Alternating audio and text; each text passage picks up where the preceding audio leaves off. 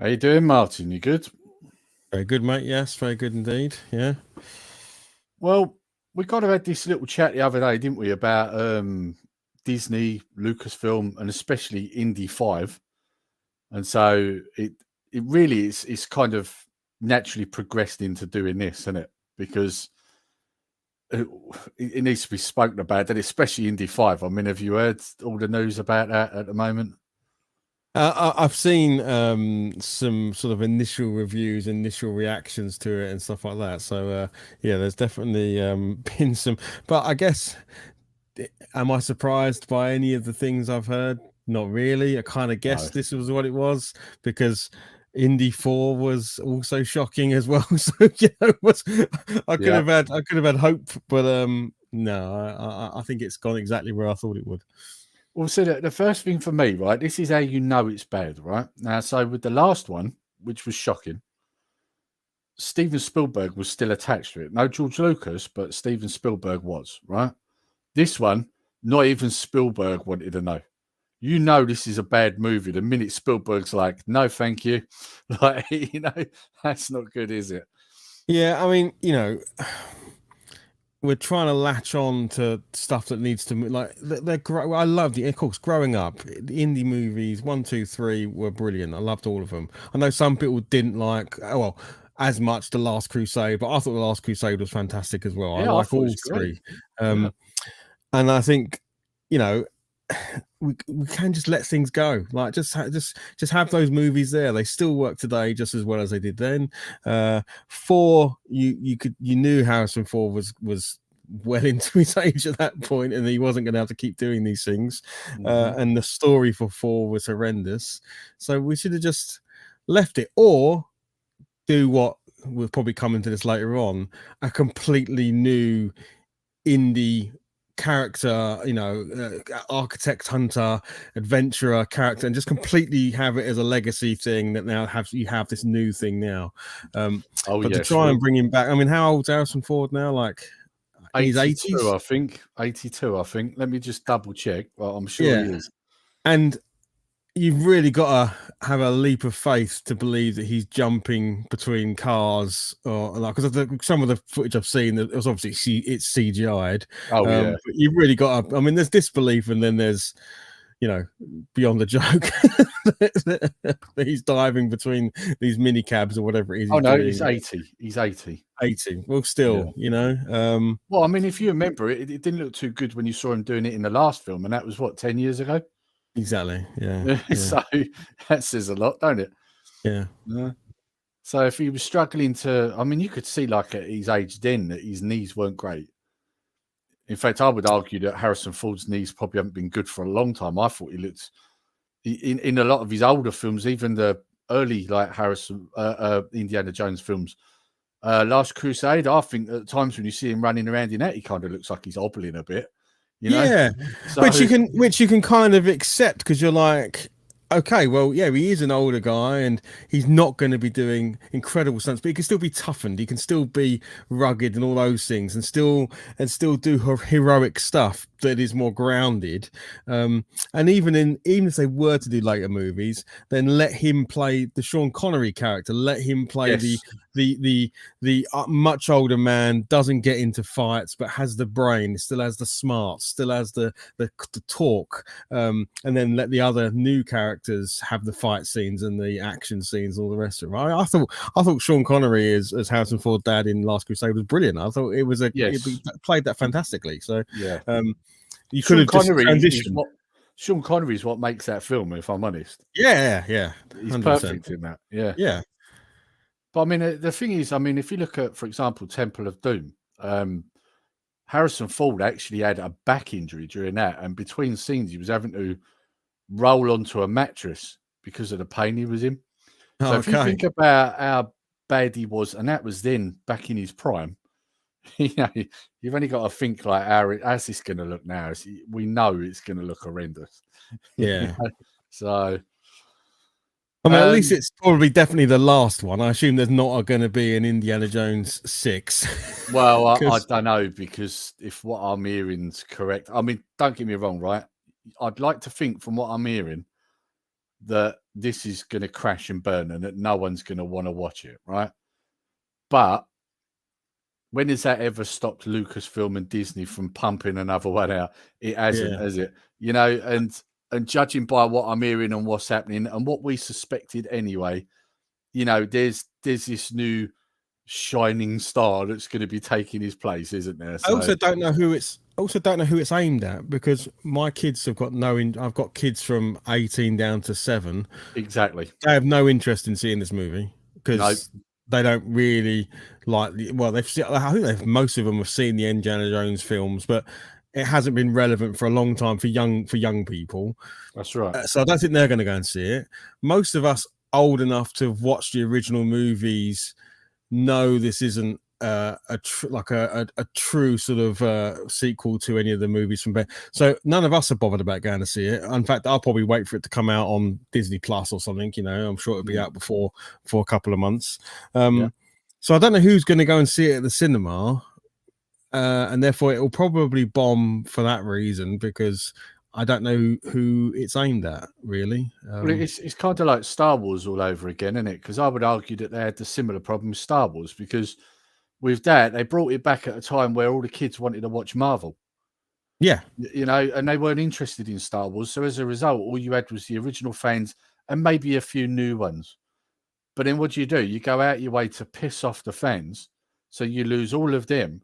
And then you're left with just a few of the new generation that are all into gender politics and aren't really watching these films or consuming the products in the first place.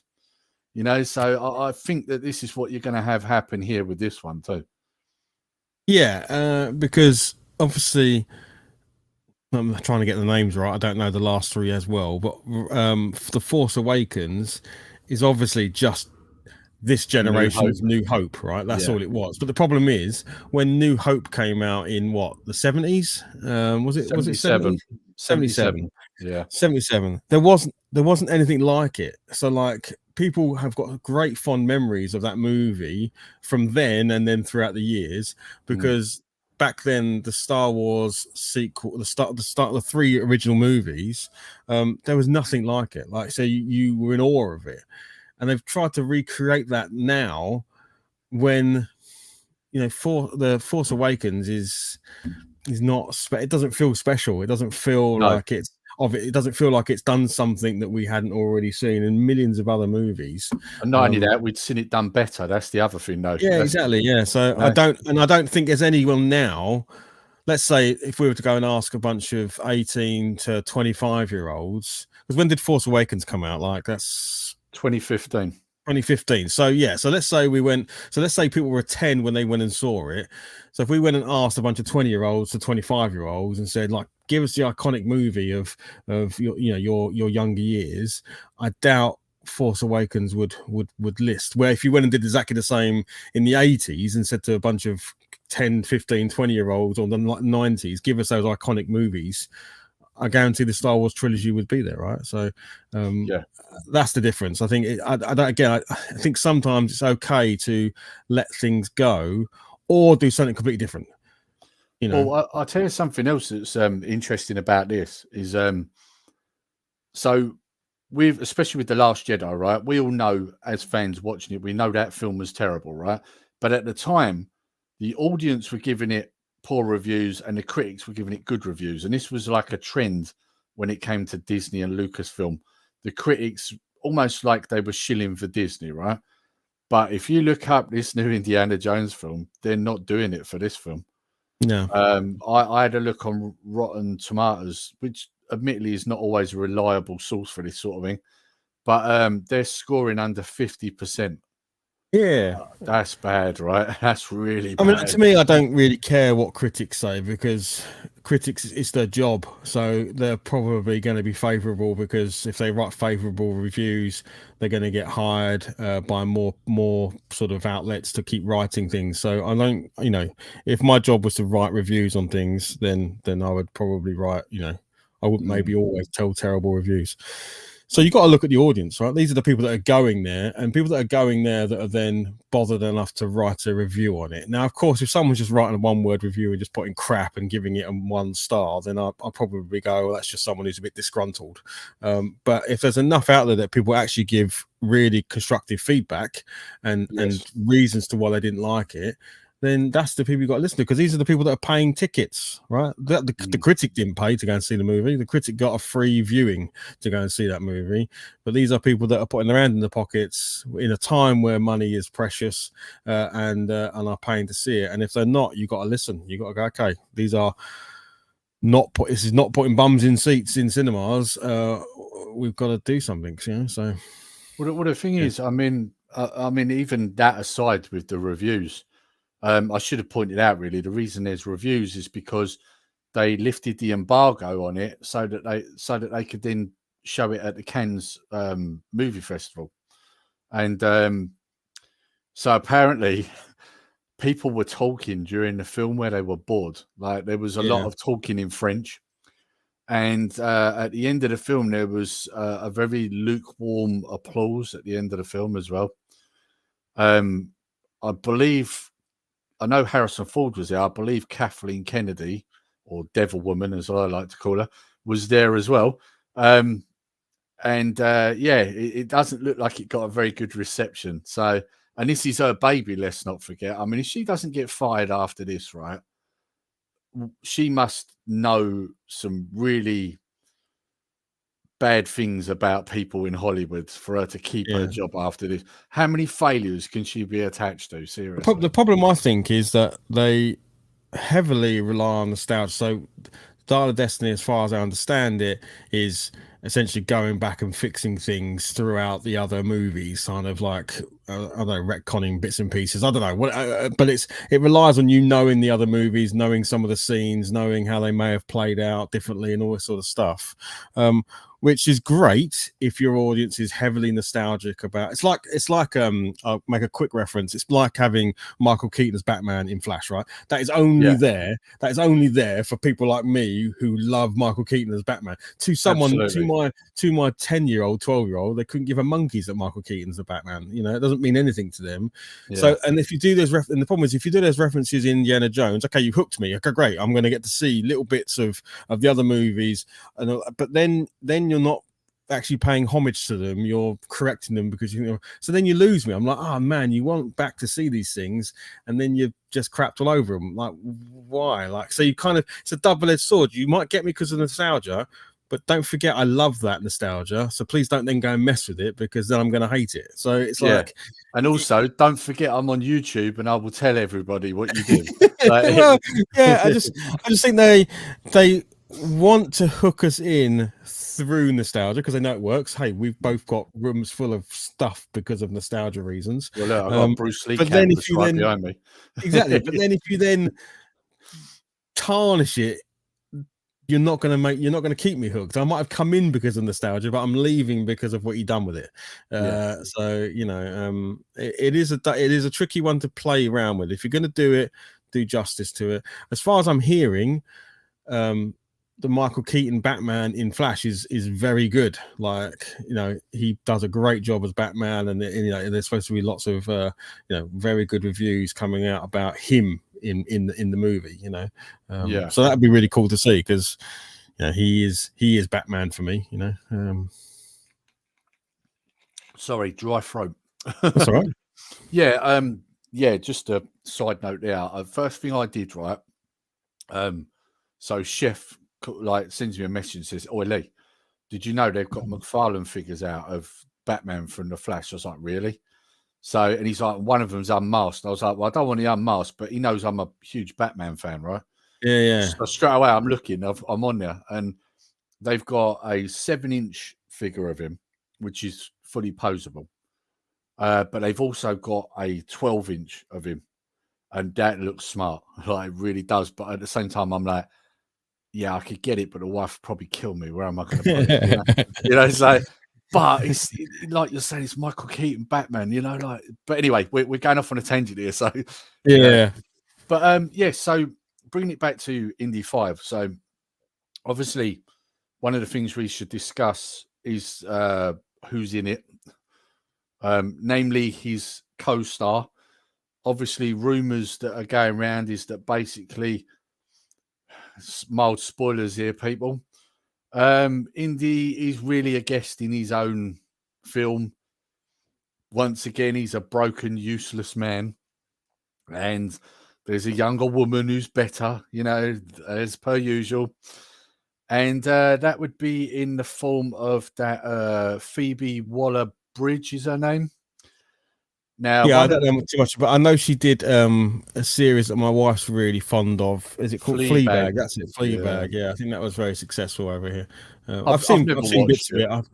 I know it's very popular. That's very popular. The thing for me is, I don't think she's very popular. I mean, let's not forget, like she's been in a Lucasfilm franchise before, and that was Solo. She played L337. The really annoying droid that apparently Lando Calrissian's shagging, according to that story. The problem is that, in a way, Indiana Jones, and this is what we go back to the very beginning. How could he be the center of this movie? He's an 80-year-old plus man. Yes. So and that's the problem. I don't have an issue with him playing second fiddle to someone, regardless of who that is, because I think there needs to be a new person, but just face into that, like call it that, like have it as that is the premise of it. Have him play the Sean Connery character, have him play the don't make out that we should love him because it's Indiana Jones. He's an 80-odd-year-old man. Like, play into that. Like, you could have used that as the premise for the movie. Like, I still need to go on these adventures, but I can't do this. I'm going to mentor, take someone through it, blah, blah, blah. Which you kind of had in Crystal Skull. Because that's what I was about to say. Yeah. His son. Yeah. Yes. And that's what they could have done, but that doesn't fit into all this gender politics and woke crap, does it? Like, we're on about Kathleen Kennedy here, a feminist. It was never going to happen. We know that.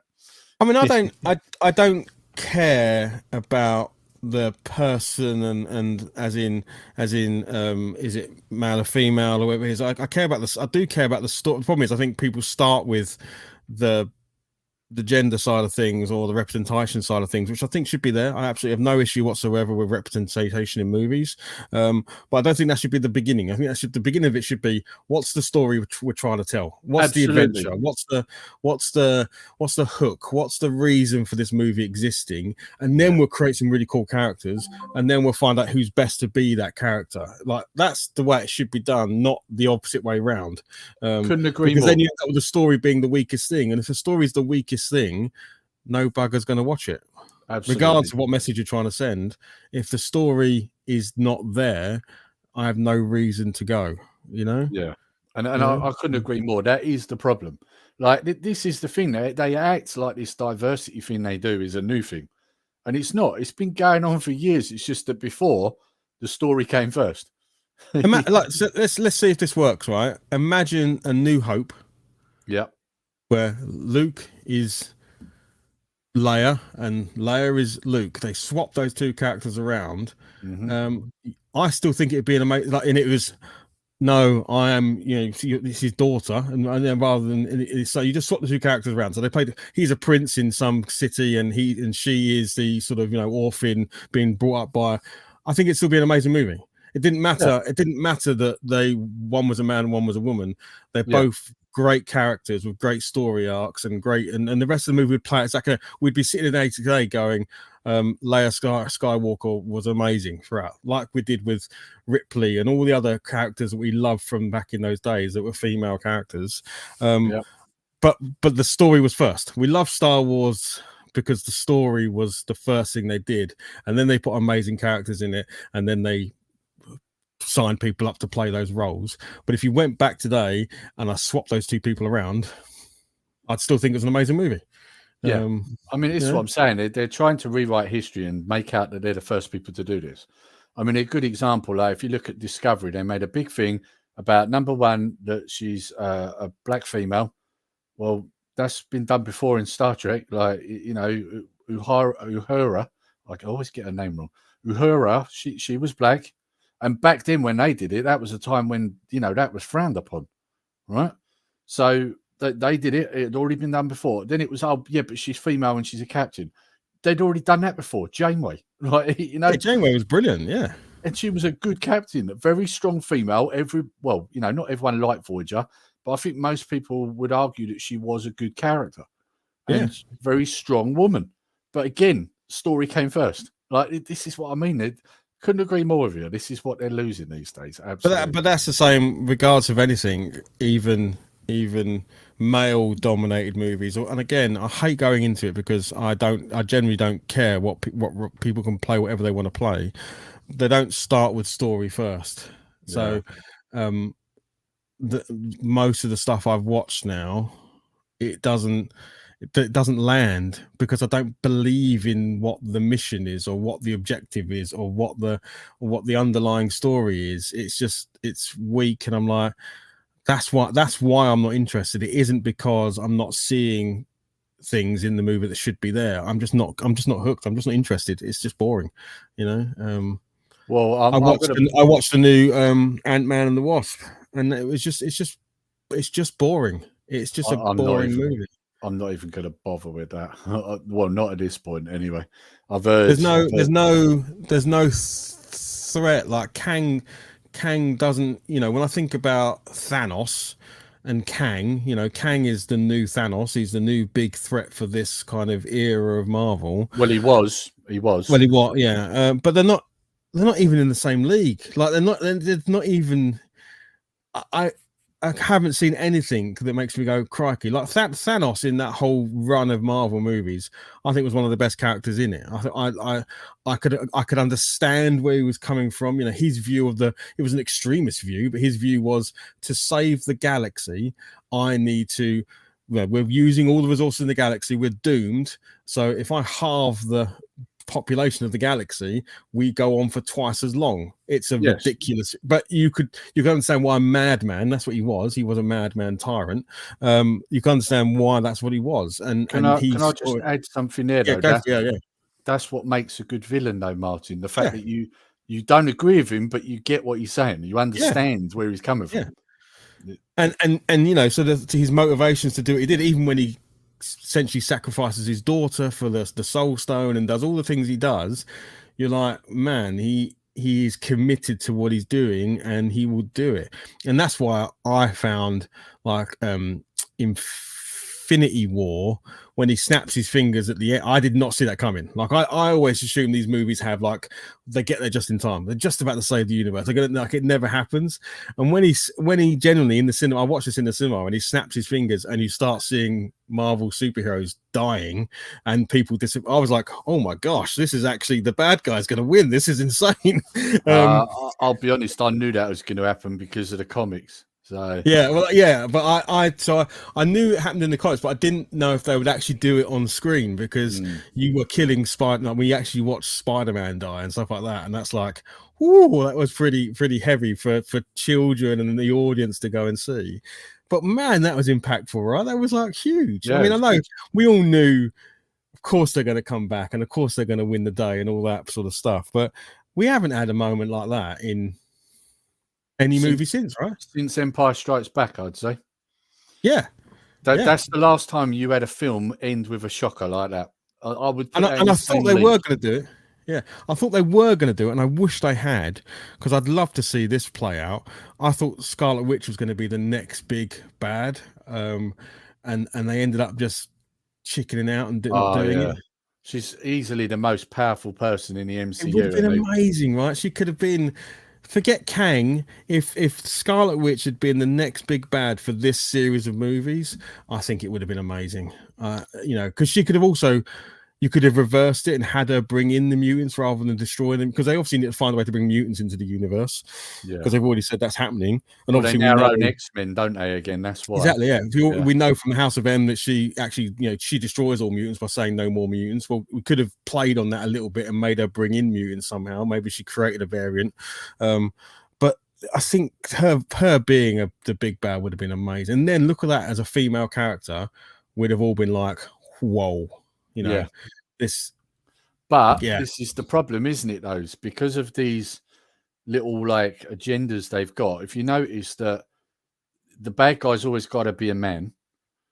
9 times out of 10, it's got to be a white man. You'll notice, and you can never have a female as a bad person. Like even when they're bad, you have to understand that they're good.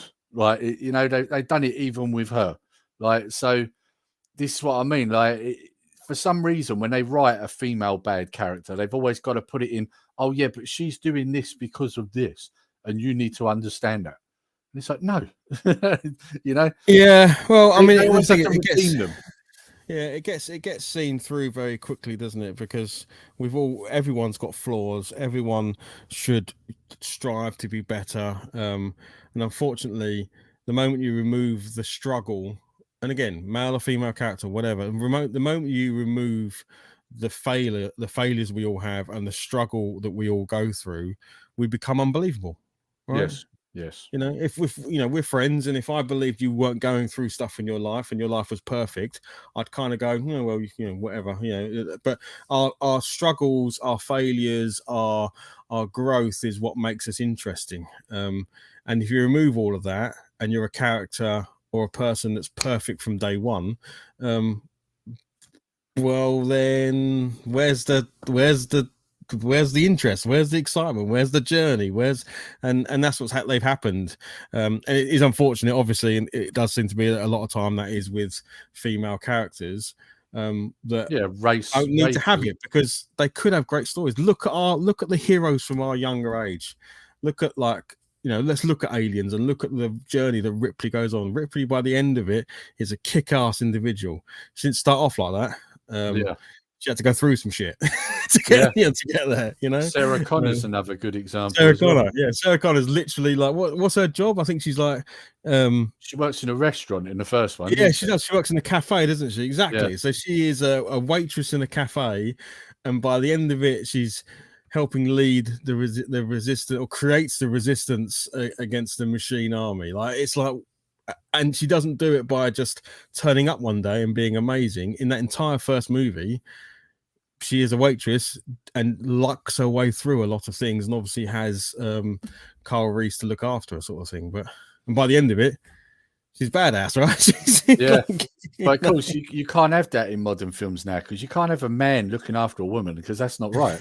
This is the problem, right? It's because of all these stupid rules now. This is what's hindering the storytelling now, because it's like, well, we can't have a woman look bad, we can't have a man doing everything for the woman, and this is where your problem is then, because then it's like, well, how do you write a story then?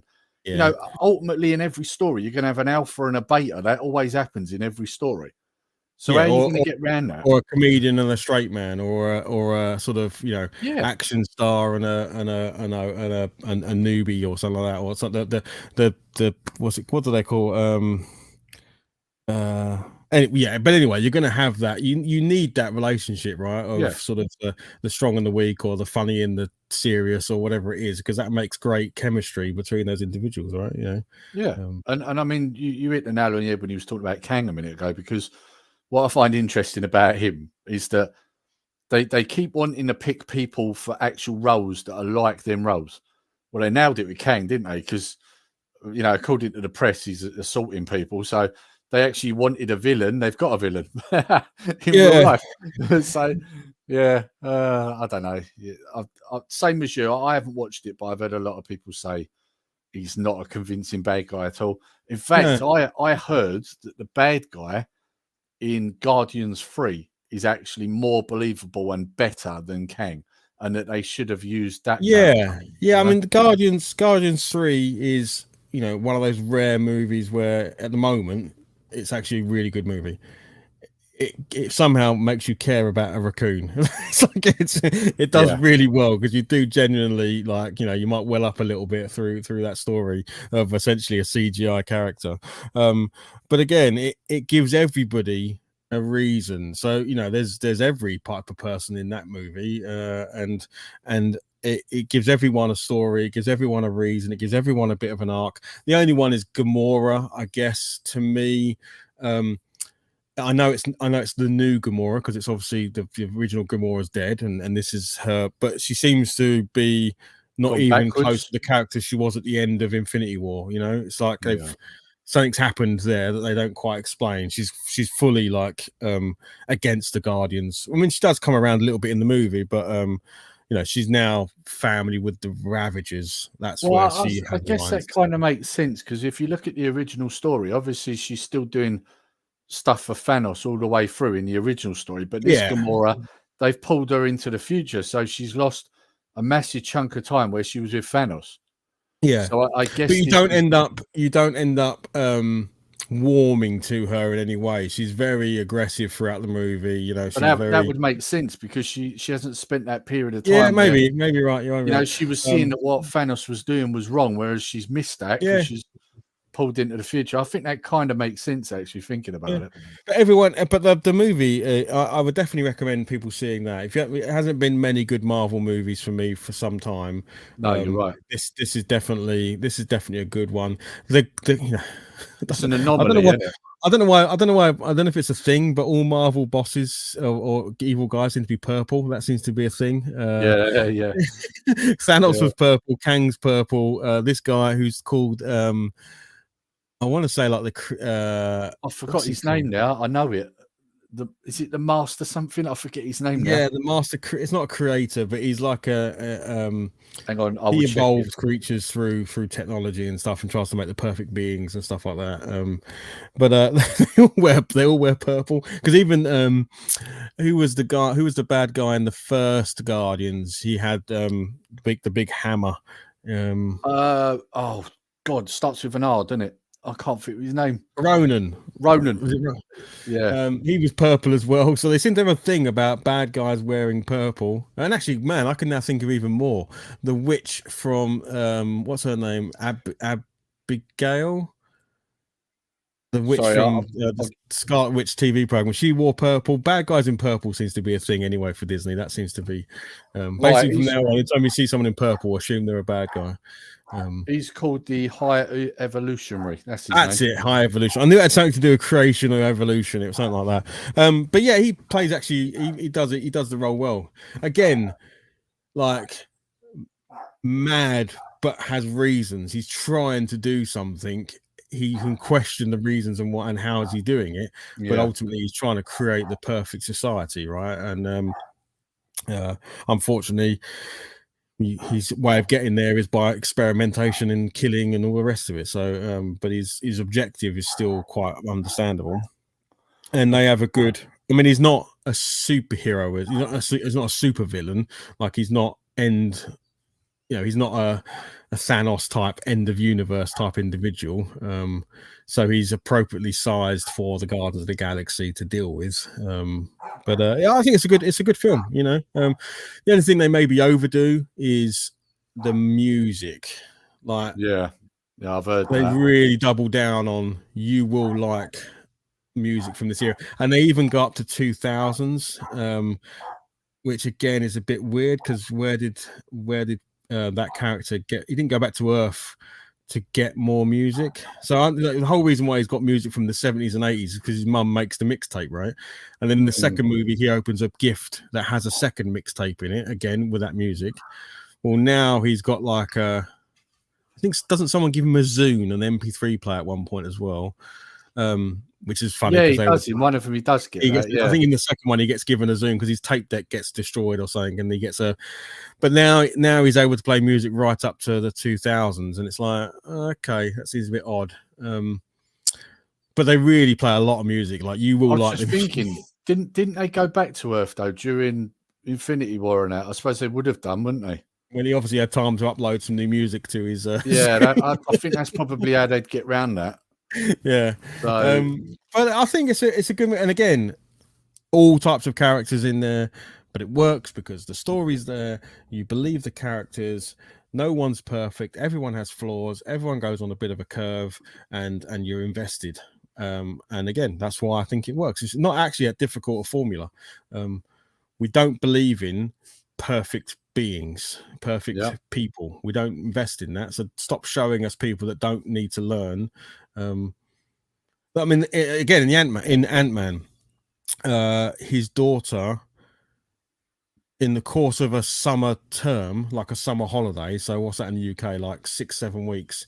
She reads a bunch of Hank Pym's books and creates a portal to the the quantum realm. And it's like, I know. wait, what? It's just like it's unbelievable. She's probably, I think she's supposed to be like 14, 15, maybe. I don't actually know, but around that age. She's a middling teenager, and with no help whatsoever, just reading some textbooks, she builds a beacon that can transmit to the quantum realm. Sorry, I got a little distracted there because this bloody dog won't stop barking. Postman's just delivered, and you know what they're like. Yeah. I did hear all that about that, and apparently, like, it sounds like Paul Rudd basically ends up being a guest in his own movie. Is that right? Yeah. Again, I'm totally fine with, you know, his daughter having her, like, obviously they're all in the Ant family, and they're all going to have costumes, and they're all going to be superheroes. It's totally fine, but again, make it. And it's hard to say because I'm like, oh, make a film about the quantum realm grounded. Okay, fair enough. It's not going to be grounded in the first place, but also don't make it completely ridiculous. Like, my son could read, you know, he's not going to go. He could read a bunch of books written by Bill Gates. He's not then going to write the next better version of Windows. You might like that because your Windows is mucking you about at the moment. Yeah. But it's like ridiculous. It's like, okay, she has all this equipment. She's built this quantum tunnel, and even at the end, she's able to rescue everyone by building some portal that previously wasn't possible. So here's a question for you. I heard, right now, because I haven't watched it, I really can't be asked at this point with Marvel, but I heard that apparently Michelle Pfeiffer's character, you find out that while she was there, she was just basically shagging around. Is that right?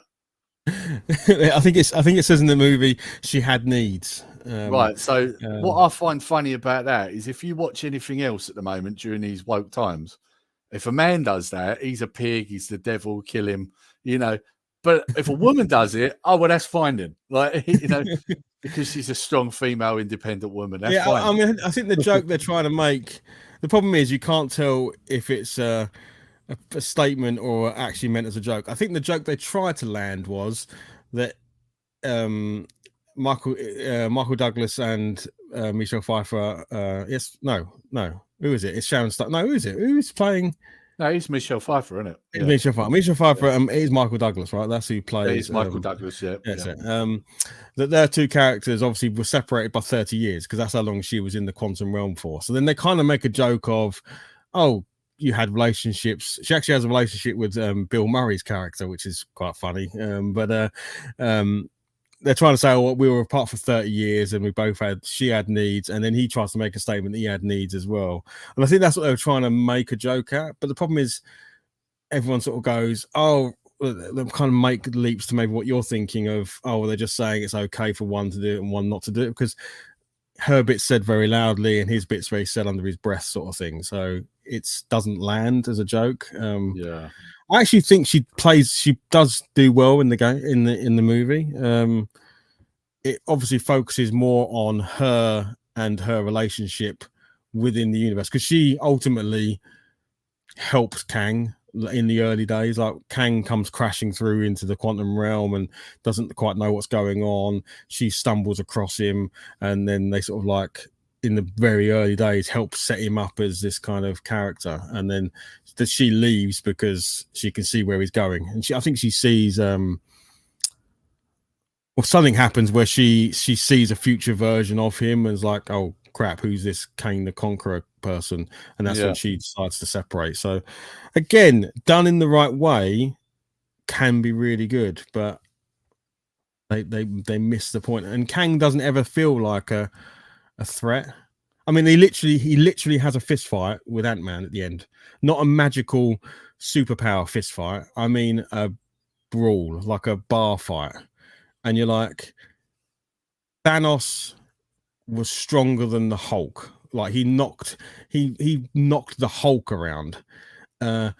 Scott Lang not doing a super punch, like coming from micro to massive and punching Kang or something like that. He's a normal sized guy, and so is Kang. And Scott punches him in the face and knocks him across the room. And it's like, so Kang isn't that powerful then, is he? Because a normal man can beat him in a fist fight, Yeah. unlike Thanos with a flick, normal human power. Because obviously Scott he's not got superhuman powers. His superhuman power is his suit. His power comes from the suit where he shrinks and and the pim particles, exactly. So if that had been Thanos would have ripped him in half or flicked him across the space. But it makes Kang look like, oh, he's a nothing. Then he's just, you can beat him up. He bleeds when you punch him. Oh, okay. I'm not sure I should be worried about this guy then anyway. Apart from there's millions of him because he's all got different variants. That's the only threat he's got, right? Well, I mean, this is the thing. I mean, moving on a little bit from Ant-Man and that, I mean, Disney in general are just a disaster at the moment, aren't they? Right? To a point where now they're actually starting to take shows off of Disney Plus. Now, this is what I find funny, right? So, I think it was Bob Iger. I'm sure it was Bob Iger. He basically made a comment about how they was going to streamline down Disney Plus. They was going to produce less TV programs for it because in his eyes, and I don't know where he gets this from, that's their problem, that they're doing too much. Not that it's crap, just that they're doing too much. And also that he's going to raise the price of the subscription. So if you just work this one out, you're now going to be paying more money to get less. Now, this is all after they've just lost 4 million subscribers. That's going to make these people come back, isn't it? Right? So you have that. But on top of that, they're removing programs that are already on there off of there so that they can basically use them as a tax write-off. So here's a good example here. You remember Willow, the movie? It was a good film. It wasn't the best film ever. It wasn't supposed to be. But it wasn't a bad film. It was pretty good. It had a cult following.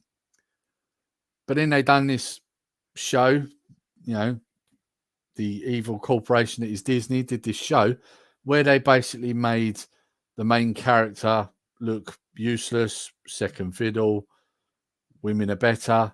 Also from the clips I'd seen, Warwick Davis, his acting was terrible. I don't know if you've seen it. I wonder I wonder if he knew it was bad and that's why his acting's so bad, but his acting's terrible.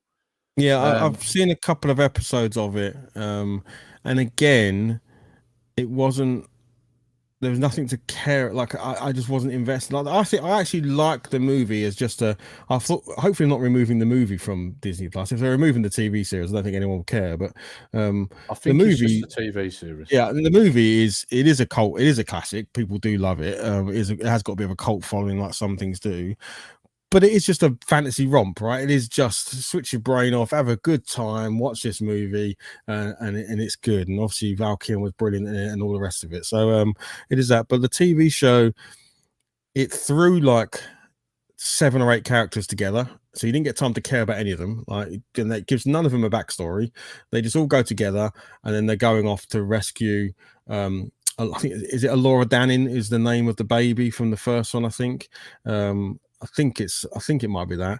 She's obviously grown up now and been kidnapped. And so they go and get Willow to go and say, oh no, I think that's the story. I might be wrong, but it's something like that. And then they go and get Willow to go and do it.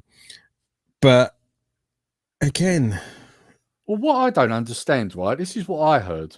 So in the first film, you see him go from a guy that is basically like an illusionist. He plays tricks, and at the start of the film, his tricks go wrong, don't they? Right? And people are, oh, you're no good, you're rubbish. By the end of the film, he's progressed to a point where he's actually a sorcerer.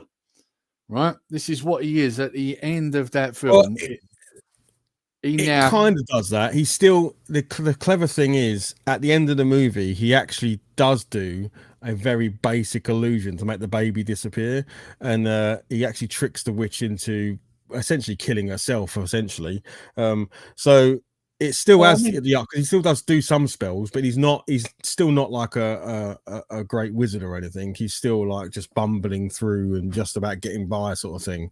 well, he does do the thing with the acorns, doesn't he? Where it turns, Yeah, and but the acorns are magic acorns, so if he throws it, he doesn't have to do anything. He just has to throw them. Literally, you could give them to anybody, and they would turn. but in But saying that, with the elderly lady, he changes her with the wand. So yeah, he does. No, yeah, so he's definitely learning spell. He's definitely learning, but he's nowhere near like like the witch. He's nowhere near her level. Like he now, would what not gets win. me is with this new series, it seems that they've completely undone all of that. Because what I saw in the trailer is him saying, "I'm a fraud. I'm not this guy." Like blah blah blah. And it's like, what have you done here? Like, by the end of that film, he was progressing. Why have you Yeah, gone back to but the start? he Like, goes in the movie. They have this kind of the village. I forget what the sort of type of people are called.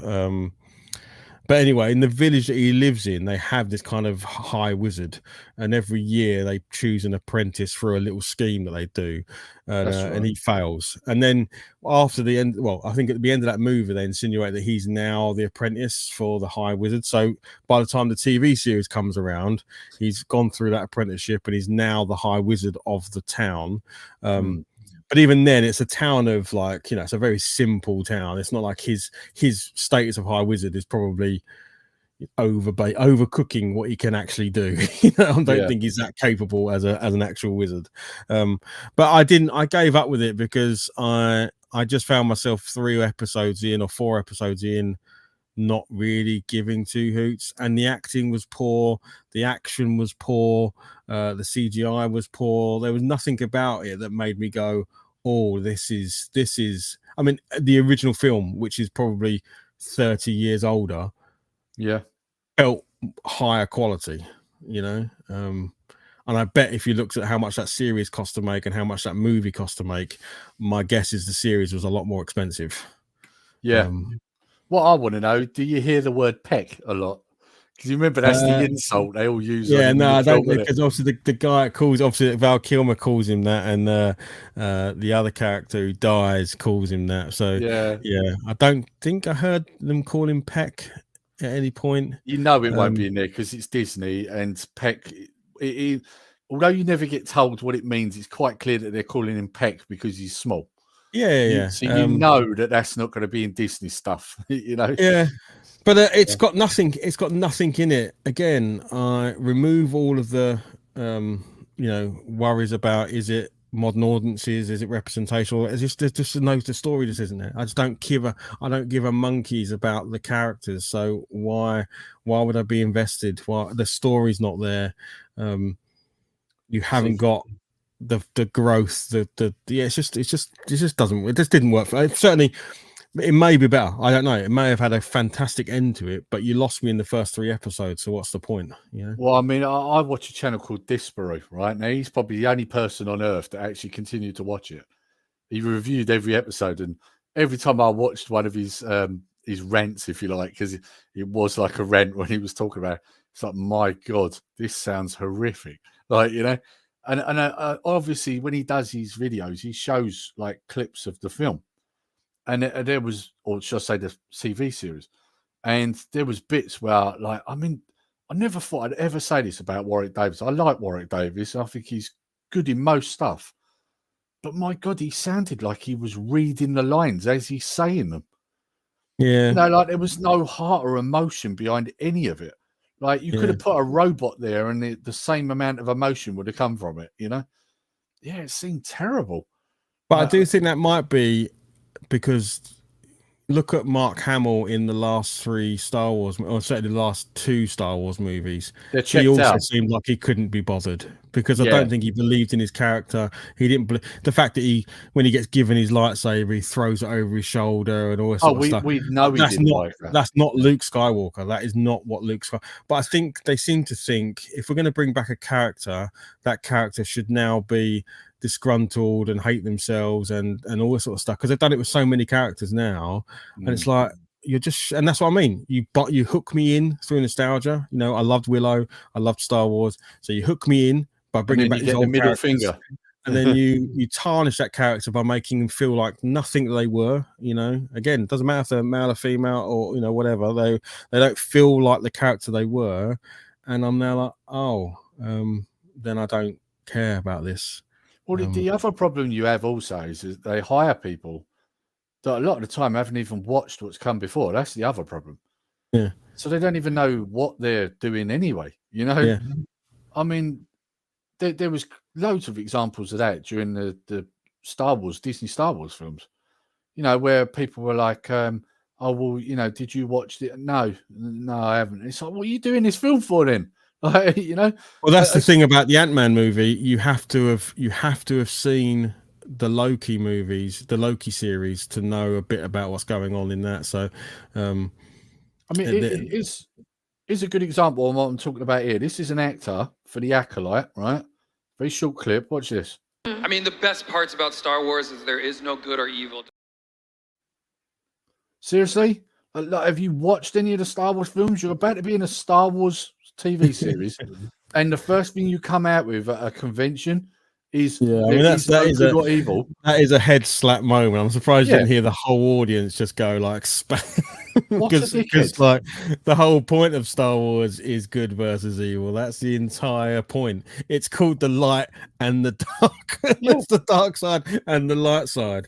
I mean, I don't know if you saw it when I did a stream before. I played a bit where Leslie Headland's talking about the Acolyte, and she said an equally stupid thing. She said about how, this is going to show you how the Jedi go from being the highest power in the universe in the High Republic to where they end up at the Phantom Menace. And it's like, well, and she adds before that, it's an original story. It's like, no, it's not.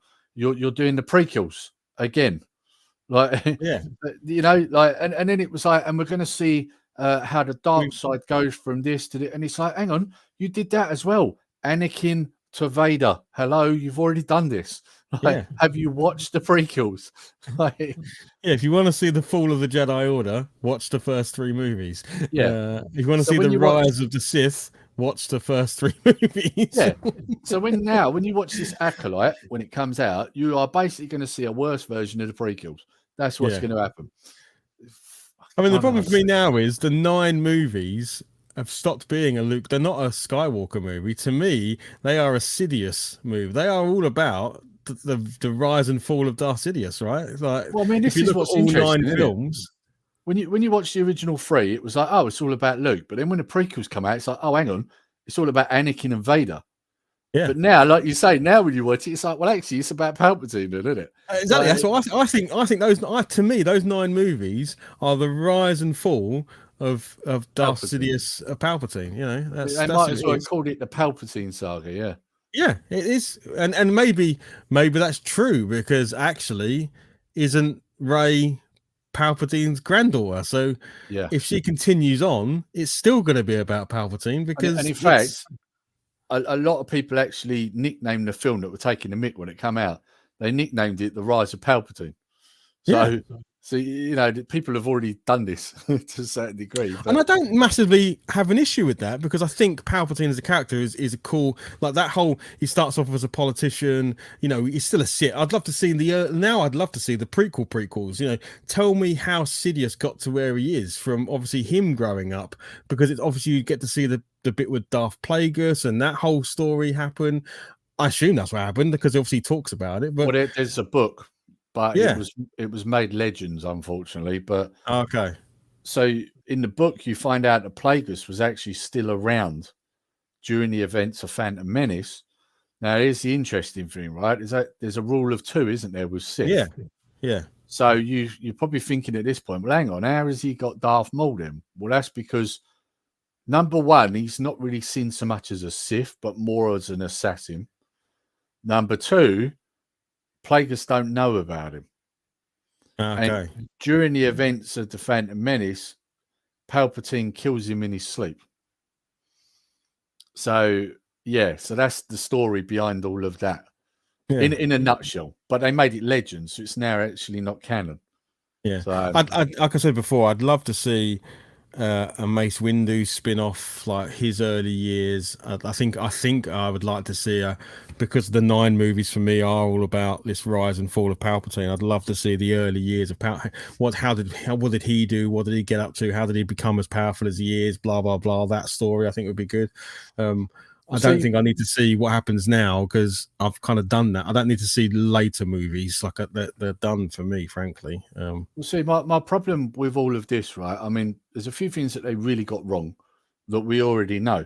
But I mean, one of the things that they really should have got right was when people were saying, "Oh, is Snoke Plagueis?" They absolutely 100% should have made him Plagueis. They should have, because that would have made perfect sense. Because you find out during the prequels that Plagueis had the ability to stop people from dying. It wouldn't have been that much of a stretch to think, well, hang on, he was hiding. And the minute Palpatine was gone, then he came out. He saved himself. He managed to stop himself dying. It would have worked, right? But of course, they went with Snoke and then they killed him and then they had to bring Palpatine back. And I mean, there's so many problems with that because look how quick Rey kills him. I mean, come on. This guy survived 6 movies. He gets killed just bang like that within 2 seconds just because she crossed a couple of lightsabers, you know? And then on top of that, it undone the Chosen One story. So now Anakin's not the Chosen One because he didn't bring an end to the Sith. He never died. Yeah, that's true. Yeah. So, like, you know, there's no coming back from that. They've wrecked Star Wars. I mean, I think the rest of the movie is horrendous. I was okay with it being Sidious in the background because I kind of thought that was, again, for me, I look at it as a whole series and I'm kind of like, actually, I don't think it's a Skywalker story. I think it's the Palpatine story, and therefore he was always behind the scenes, always pulling the strings. I can kind of go, oh, actually, that's quite cool. They could have maybe handled it better, like you say, like, you know. Well, you know, they've done that story before, right, in the comics, but it's now Legends. Yeah. Oh, okay. It was called the Dark Empire. Yeah. Basically similar to what happens in the film, that he transfers his essence to a clone body. And then what he does is he manipulates Luke into joining him. So Luke turns for a bit. At least that's what he thinks. Right. But it was better done. Now, if they'd have done that, that would have worked. Yeah. But they didn't. I mean, also, I struck like when you say about Rey kills him too easily. I mean, just before that happens, he electrifies the entire sky and takes out every ship.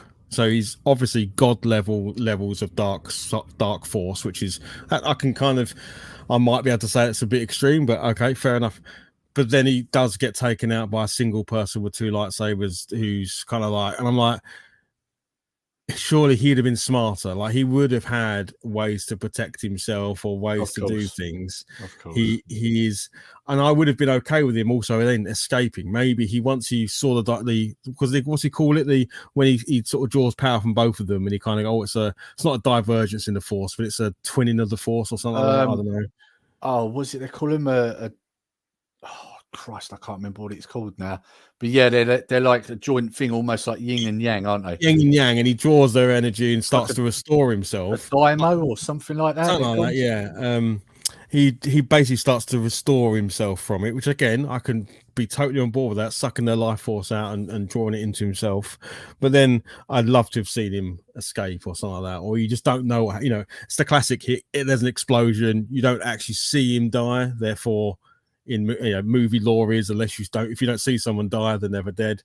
But if he had cloning, that's it. Yeah, I mean, if he had cloning technology where he had loads of Snokes, then why didn't he also create some bodies for him to escape into, his essence, as it were? You know.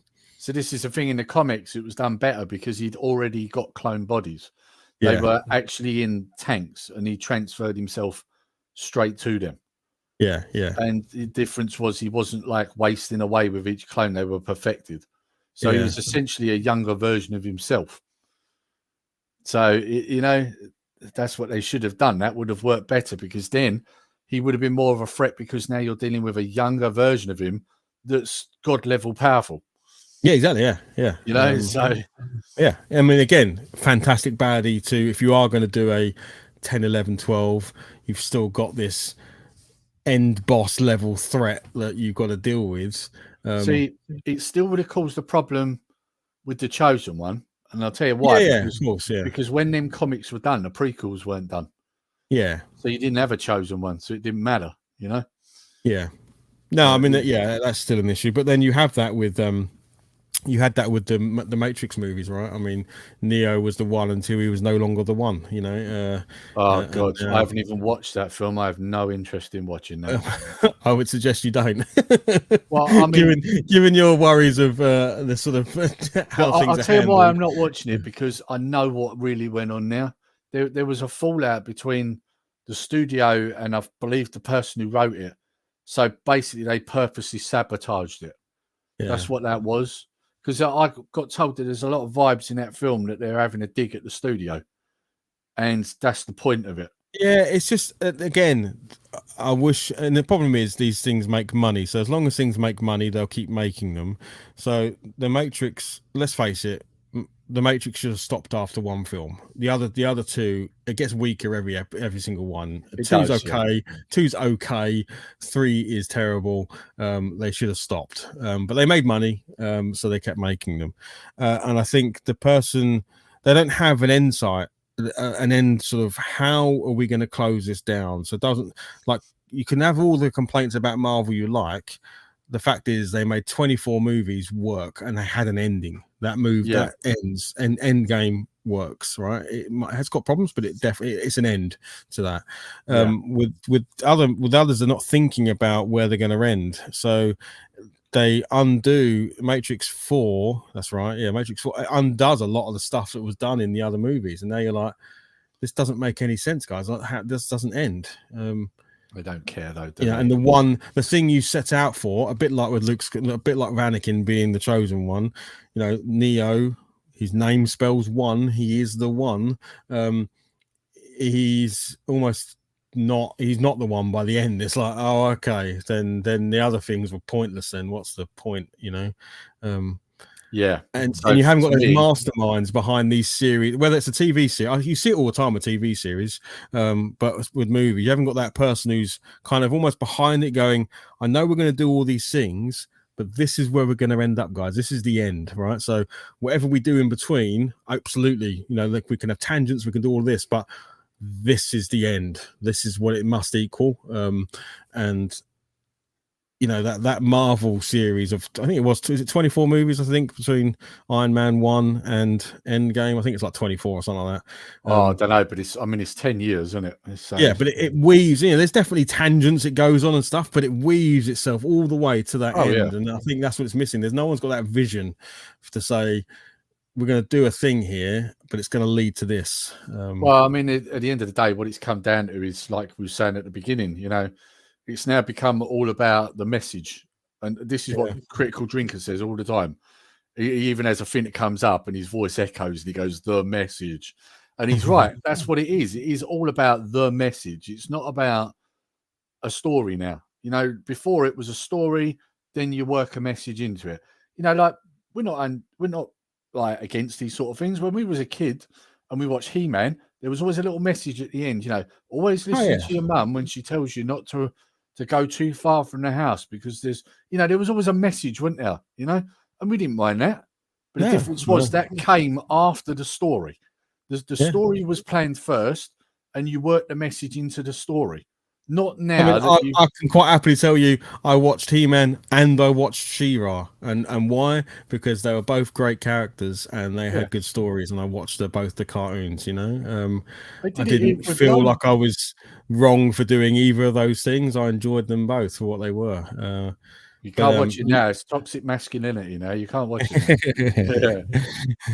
I mean, I do hope they get back. I think hopefully they go through some pain. I think Hollywood is going through some pain because it's moved away from great stories. It's seeing that when you do a great story, look at the Top Gun movie, look at the Guardians of the Galaxy movie, look at John Wick's movie, look at a bunch of others that have had massive success in the box office. And why? Because they're good stories. They're good. Have you watched John Wick 4? I haven't yet, but I can do the other three. I enjoy. So I know I will enjoy that movie because it's not afraid to just be a great action movie, and that's okay. I'm not going to give any spoilers away here as such, but if you imagine 3 hours of non-stop action, because that is almost what it is. Honestly, like the time went so quickly. I Yeah. was like, no way, like that's 3 hours. Like by the time you get the end, it's like, Jesus. Like it's And that's where proper you full go. on. That's why you used to go to the cinema. You used to go to the cinema for escapism. You used to go to the cinema for spectacle. You'd go there because you want to see something you've never seen before, you know. And that's why you paid 15 quid or whatever it is to go to the cinema. It's so good. You don't get that now. You don't No. get there's Guardians of the Galaxy definitely has some of that. Top Gun was obviously fantastic, and in theory that movie shouldn't work, but it does, and you enjoy it. Yeah. I mean, really, when you think about it, Tom Cruise really is the last like big movie star. Like he really is. Like he's the only one really left. I mean, like I did a video the other day. Hollywood has problems, or problem with Hollywood, and I point that out in that because this is the thing. Like I say about how I go back to a time when films were great, like 70s, 80s, 90s, right? And I say on that, who have we got as a big action movie star these days? Since Stallone and Arnie, and I'm like, maybe The Rock, maybe.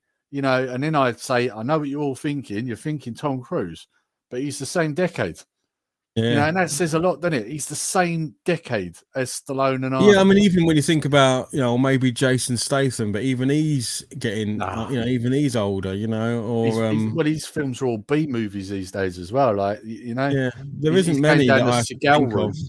Yeah, but even when I then think of female actresses as well, like, the Charlize Theron's, she was obviously big in a lot of movies. Millie Djokovic, I can't remember her name, but she was obviously in The Fifth Element and those sorts of movies. She did all the, I mean, they were terrible, but they're action movies, Resident Evil movies. Evil. I mean, they're fine. Like, to me, I'm okay with those films because they are trying to copy a video game, right? Like, it's in the video game, you run around blasting zombies. So I don't expect much more from the movies, and they fulfill that piece of high action killing zombies. Okay, brilliant. And she does a great job of it. She plays the character to well.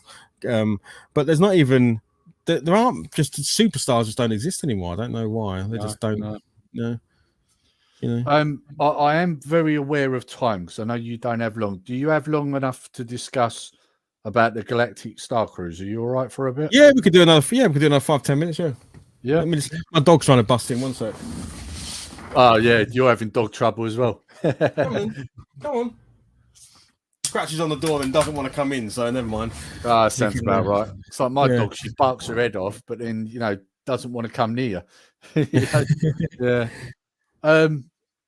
So yeah, I wanted to mention while we're talking about Disney and Lucasfilm, etc. Star Wars Galactic Star Cruiser. Have you heard that it's closing? I had heard, and I will say off the bat, and I said this before, I am a huge Disney fan. Like, I'm wearing my Disney 30-year hoodie, which is one of my favorite hoodies. I've been to America. I've been to Disneyland Paris, I think 9 times. I was there the year it opened, and I was there for its 30th anniversary. And to me, they are massively nostalgic from childhood memories of myself, but also with my family now. So anytime I hear where things aren't going well, trust me, I don't just want to beat them up because I don't like Disney. I love Disney and I want them to be successful and all these things. So when I hear about that hotel closing, I'm disappointed. Would I have ever stayed there?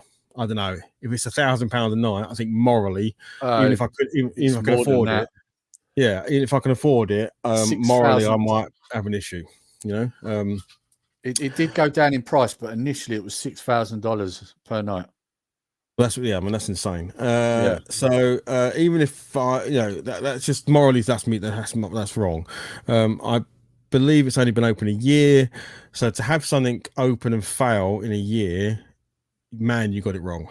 Like someone is probably, lots of people unfortunately are probably losing their jobs because of that, and that's obviously massively disappointing, right? Well, they'd already got rid of people. They cut people back, like that happened a while back.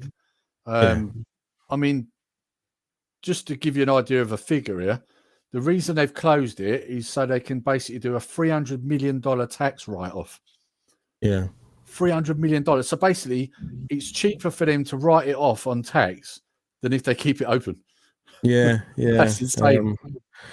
Which is cold, because I imagine that hotel probably employed 500 plus people or something, maybe even more. So that's all those people that are now going to be out of jobs and that. But I think they backed the wrong horse again.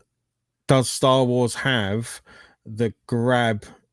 If that hotel had existed in the 80s and 90s, it would have been full. Well, did you know that they've actually been shoehorning it into the original canon? Did you know that? What, the actual hotel? So they've been releasing comics on the Star Cruiser, and they're basically writing it in so that, for example, Anakin and Amidala were, or Padme, should I say, had a getaway there, or were there at some point. I see. They've also wrote it in that Harrison or the Solo and Leia got married there. They tried to bring it in because I think they knew the sequel trilogy was not enough of a draw. Yeah, but it's just fell flat. Yeah, I think unfortunately they backed the wrong horse there. I think because I mean I will say one thing: the Star Wars Galactic, whatever it's called, I forget what the name of it's now called, in Disneyland, is amazing. Like, Galaxy's Edge. Galaxy's Edge. If you ever get a chance to go to Galaxy's Edge, go. It is fantastic. They you know, Disney they went all on, all right. You know, it's got everything. If they make it original trilogy, I'll go. Otherwise, no. Yeah, it is. I mean, I think it's more. I would say it's more original trilogy than anything else. You know, it's got that. It's basically Tatooine. You know, it's even got the Millennium Falcon parked where it was parked in that. Obviously, there's lots of First Order stuff walking around, a few other bits and pieces, but the theming of it feels very Tatooine. It's meant to be a place. I forget the name of it. It starts with a B. Batu. I think it's meant to be. Is that where Rey's from originally? No. Hang on, let me just double check. But it is sequel trilogy related. Oh, okay. I mean, maybe it is, but as someone who kind of has the, you know, I got the feel of it being Tatooine, and you get to do all the classics. You get to drink the blue milk. You can go and build a droid, which we did. You can create a lightsaber. It's got all the sights and sounds that you'd expect, and yeah. So, but does that translate into a thousands of pounds a night's hotel? I don't. So am I disappointed it's closed? I guess in summary, yeah, I am, because hey, these are spectacles in the world we should all get to see and enjoy. Was I ever likely to see and enjoy it? Maybe not. But I'm not surprised it's closed, because I think Disney is currently losing money hand over fist, and therefore you cut what you can. And lots of the time that's people, and obviously industries that aren't working, and yeah, it's a shame, but I think maybe this will help them reflect on what they're doing and do better, you know. Well, see, for me, I mean, don't get me wrong, I don't like to see, I wouldn't say I'm bothered about everybody losing jobs. It depends what they're doing, but I mean, in terms of people that work in the parks and that, you know, yeah, I feel bad that they're losing their jobs, because they're not people that are making these decisions, you know. When it comes to like high ups like Kathleen Kennedy and idiots like Ruin Johnson, Jar Jar Abrams, Pablo Hidalgo, all them sort of idiots, right? If they lose their jobs, I wouldn't lose a wink of sleep. In fact, I'd probably laugh, because they've caused it. They deserve it, right? It's the people at the bottom, you know, the people that work in these parks, they're suffering because of the decisions these high ups are making. And so it's going to sound cold when I say that I'm enjoying watching Disney, Lucasfilm fall apart. I am actually loving the fact that these things are failing, because maybe now they'll actually start to learn that attacking the fans does not help your franchise, you know. Like I say, I feel bad for the people at the bottom, because they've done nothing to deserve this. But I just hope that Marvel, Lucasfilm, I just hope that they get so low to a point that Disney have to sell them, and sell them to someone who actually wants to write good stories. That's my hope, you know. Yeah, I can't see. I don't think that will happen, if I'm honest. but I do hope that they've had the high, right? There was years ago when they could do no wrong, especially Marvel. Everything Marvel that released was smashing it, right? If you think back to the sort of those early years. So my hope is that they kind of look back and go, what was successful for us, and how do we do that, you know, again, because that's what ultimately people will care about. And hopefully they'll get back to great storytelling and great sort of, you know, those longer term visions and, you know, doing story first. Still absolutely look at diversity and representation and accessibility and all of those things, 100%. No, but to start with the thing that people are going to be invested in, which is story. You can still create great Disney cartoons, movies, Star Wars, Marvel, all the other franchises they have, but have people come in with great stories, get some amazing writers, get some amazing directors, and have them start there and then do the other bits, and we're on board, right? It only takes a couple of movies with great characters and stories, and we're all back on board. We're all like, yeah, okay, I can see it, because that's what we want. Ultimately, we don't want to live in a world where there isn't these great things, because you and I love cinema, we love spectacle, we love stories, we love all these things. So I want them to succeed for that reason. But maybe there's got to be some casualties along the way, and if that is some higher up execs and stuff that need to be flushed out, then so be it, you know. I mean, one of the things I would say above all else is stop wrecking my childhood. That's what I would say. You know, yeah, like, stop remaking things that don't need to be remade. You want to put out these messages, make something new up, and do it with that. Don't do it with things I enjoyed back in the day that you're now going to ruin with that. That's my issue with it. You know, if they want to bring out some new crap that's a load of rubbish, then I won't watch it.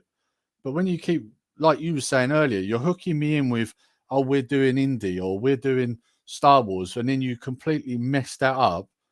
I feel like basically all they're doing is giving you the middle finger, isn't it? At that point, that's all they're doing. You know? Yeah, well, the problem is that they're tarnishing those of us old enough to have nostalgia for the thing, so that's negative. And then they're not making the thing interesting enough for a new audience, because they think, oh, it's for an old audience, and they're not looking them. So they're actually on a lose-lose. They're not attracting anybody, rather than just creating this. Hey, it's Indy's son, and you know, and he's gonna, you know, his father is in the movie, but as a mentor. I mean, they kind of did it with Rocky, right? They actually, I don't mind the Creed movies, and Rocky was the mentor. Like, they're not Rocky for me, so they're not had the same place, but I don't actually have an issue with them. I think they are okay. And now the last one, Rocky's not even in it, you know, because they've worked him out, which is absolutely fine. It has to happen. Rocky's not going to be 80 boxing, is he? There's a reason for that, though, isn't well, there? I know there's a falling out and stuff as well, but as if you ignore all of that, as a story goes, you know, the handing over of the gloves to Creed, and then, you know, him taking on him having his own legacy, I think was done well. You know, Rocky essentially took on the role of, I mean, I know I'm going to remember his name, but the really old trainer that dies of a heart attack in Mickey. Yeah, he basically takes on his role, and they sort of hand the legacy over. Brilliant. Do that. Like, that's okay. Rocky is now not. Rocky has essentially, when they don't kill Rocky, so he obviously could come back, but he has fully retired, and then he's now just off. You know, he's got his legacy. Now it's all about Creed.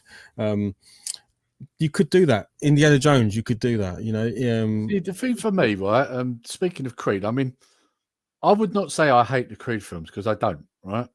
Would I say that they're the best films I've ever watched? No. But they do work for what they are. Now, my only issue with the films is that they do heavily use a lot from the Rocky films, and the problem is with that, it's like we've said before about reboots. You know, if you're going to reboot something, never reboot something that's great. Always do something that failed, because it will never live up to the original, right? Yeah. And I would say that's the problem I have with the Creed films, is that the stories they're telling were done better in the Rocky films. Do you get what I mean? I do. I think Creed 3 is the first time they have an original Creed story. So, because this is about someone coming out of his past from prison and stuff like that. There's a lot of Rocky 3 in that. Maybe a little bit, maybe a bit Clubber Lang, maybe, but I think it's enough different that it is different. But it's at least trying, right? It's not just rehashing. Yeah, and that's what I've got to commend them for. Yeah, I mean, it did do Ivan Drago's son, which I think was that was definitely a callback. That's like, hey, we're going to redo Rocky 4, but with the sons or the proteges of the people that were in it. And I think that was probably inevitable because we all wanted to see Rocky and Ivan Drago squaring up in a ring. But then I think after that, they have tried to now go, okay, this isn't Rocky anymore. This is Creed, and these are going to be his movies and about him. And I think that's a fine way of doing it. Why they should have done that with Indiana Jones. We could have now seen Indiana Jones as Sean Connery and his son or whatever as the prodigy. And I don't think that's what we're going to see with this one. Well, can I just add there? Like, one of the problems I've noticed, I don't know if you've noticed this. Have you noticed that every dad now has to be a drop dead useless dad? Have you noticed that? Have you noticed that? Like, this is why they've not done it with his son, because every time, especially Disney, when they have a dad character, he's always a useless dad that was never around for his kids. Yeah, that's why they wouldn't do that. I mean, they must have to address his son, surely, because his son is an archaeology explorer. I don't know. I mean, I haven't seen it. I'd find it a bit amiss if they don't address his son in any way, shape, or form. Well, from what I've heard, he's basically rock bottom, right? This spoilers if no one already knows, but what I heard is that he's losing his job. Someone's replacing him at the university. Yeah. His wife, that we see him marry finally at the end of the last film, she's left him. She's divorced him. So my guess is if she's gone, then no doubt his son don't want nothing to do with him either. Okay. That's my guess. That's how they're going to write it. Now, this Phoebe Waller-Bridge, she's meant to be his niece, I think. Yeah, she's the daughter of the cat. What's his name? He's the sort of like the geeky archaeologist that's with him in 3. Remember the character they say, oh no, in 2 is like, oh, you won't find him. He blends into crowds and you'll never see him. It's that character. And they find him immediately because he obviously stands out like a sore thumb. It's quite a funny character. I think it's his daughter. He's the dean at the university, if I remember right. Yes, he's the one in charge. Yeah, I forget his name, but yeah, I know you mean. Yeah, it's actually a really funny character, and he pops up in all sorts of places. But I think it's his. I think this character is his daughter. I think. Right. Yeah. Okay. Yeah. Oh, so that'd be another character they'd be ruining in it as well, then, no doubt. Yeah, I mean, I'll watch useless he was. Yeah, I mean, I won't go to the cinema and see it. I'll catch it when it comes out on Disney Plus. But yeah, again, like you say, you if you're going to hook us in, don't then kick us in the teeth. We want to see our heroes, and if we're not seeing our heroes, don't expect us to have a positive response, or don't do our heroes and do something new and make me fall in love with a new character. Hey, I can do that. Love to do that. That'd be brilliant. But I've got to be invested in them. I've got to understand. I've got to know that they've got flaws and they're going to go on a journey and it's going to be realistic and all this sort of stuff. Otherwise, I'm not going to fall in love with a perfect person. That's not going to happen. You know? Yeah, absolutely. Well, I think that's a good place to end it. Yeah. I hope everyone's enjoyed watching this video. This is a new idea I come up with because I tend to have more time during the day than I do the evening. So rather than do this as a live stream, I do it as unlisted and then put it up at a later date. And I think this is a good thing moving forward. I'd like to do a few more of these with you, Martin, if you're up for it. Yeah, we can have some lunchtime chats. I'm good. I can have a lunch break and have a chat. Yeah. So, I enjoyed that because I thought we'd do it on Disney and that because there's been a lot of news just recently in the last few weeks that's come out. And I knew there was a lot of things that I wanted to talk to someone about. And I know you're a big fan yourself. So, it's difficult, isn't it? Because I don't want to sound like I'm down on them all the time. I genuinely... It's a huge family thing. I love Disney, but I want to see great things from them, and you're not at the moment. So hopefully we get a flip reverse, and we in years to come we're back on track. Yeah, let's hope. Right. Okay.